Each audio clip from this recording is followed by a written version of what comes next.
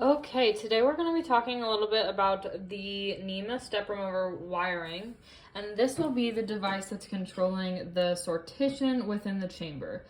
So a few things, I've already wired it up because it's going to take a minute, but important to note that you do need this stepper driver to run the motor.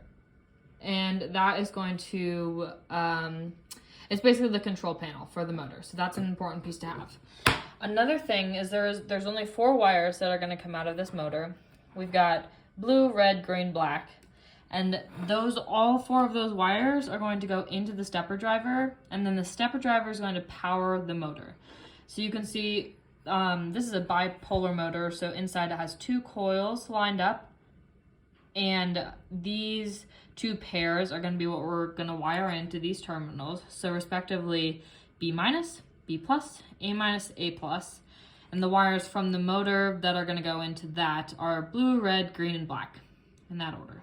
So, and then up above, the stepper driver is going to have 4 other connections. 2 ground, these 2 green wires are ground, and then 2 digital connections, yellow and blue, which are going to connect to pins 4 and 5, respectively. Yep, digital pins 4 and 5.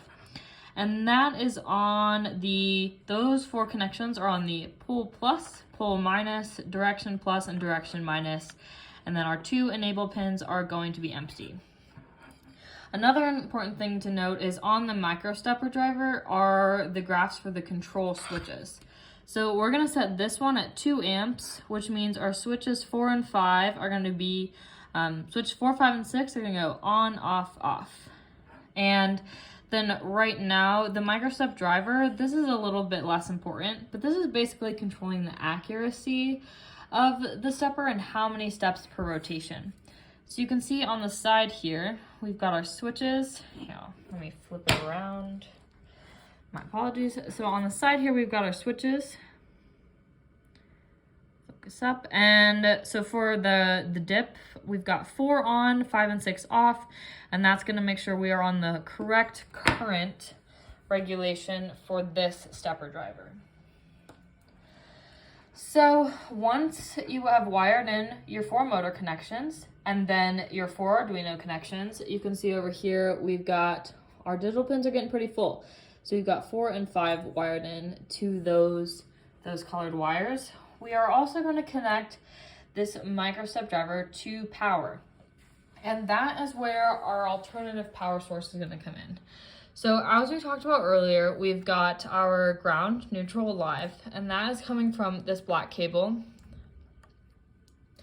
And the wire connections there are green, white, and black. And then we have the positive and negative voltage sources on here. And this dial, which controls the voltage exiting the power supply. So you can see that I've wired 2 green ground connections in and 2 red power connections. Right now we're only going to use one of the pairs, but later the other pair will be used to power the Arduino. So right now we have 1 green here and 1 voltage source here that are going to go over to the microstepper driver. So notice that the grounds are all next to each other and the positives are all next to each other. So make sure that when you're wiring something in, it has one of each, a ground and a power source. Also, once this is turned on, you're going to want to make sure this plastic covering is down, because if you touch any of those screw terminals while it's on, you'll get shocked. So the voltage source will shock you. You'll probably be okay, but it's going to be really uncomfortable. So over here, back to the power, we've got the red coming into the voltage and the green coming into the ground. So that part is fairly simple. And now I've already set our variable power source on 12 volts. That should be fine. The motor can handle quite a bit more, but for the Arduino, we don't want to go too high. We'll probably change it a bit to test, but right now we're at 12. So I'm going to just plug it in real quick. So you can see we're at still 11.9 volts coming out of that. Got that plastic covering down, and the knob is how we can adjust the voltage.